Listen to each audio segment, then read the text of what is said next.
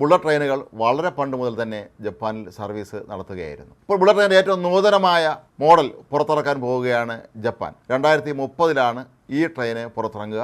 മണിക്കൂറിൽ 320 കിലോമീറ്റർ സ്പീഡിനാണ് ഈ ട്രെയിൻ പായുന്നത്. ഈ ട്രെയിനിന് മറ്റു ചില പ്രത്യേകതകൾ കൂടിയുണ്ട്. ഇത് ഭൂകമ്പ പ്രതിരോധ ശേഷിയുള്ള ട്രെയിനാണ്.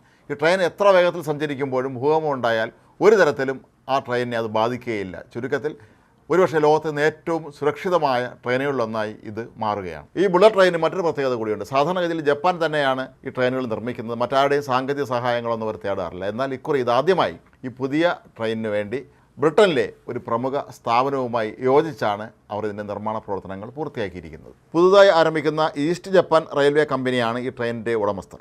E10 ഇനത്തിൽപ്പെട്ടതാണ് ഈ ട്രെയിൻ. ജപ്പാൻ്റെ തലസ്ഥാനമായ ടോക്കിയോയെ രാജ്യത്തിൻ്റെ വടക്ക് ഭാഗത്തുള്ള അമോറി നഗരവുമായി ബന്ധിപ്പിക്കുന്നതാണ് ഈ റെയിൽവേ ലൈനും ഈ ട്രെയിനും.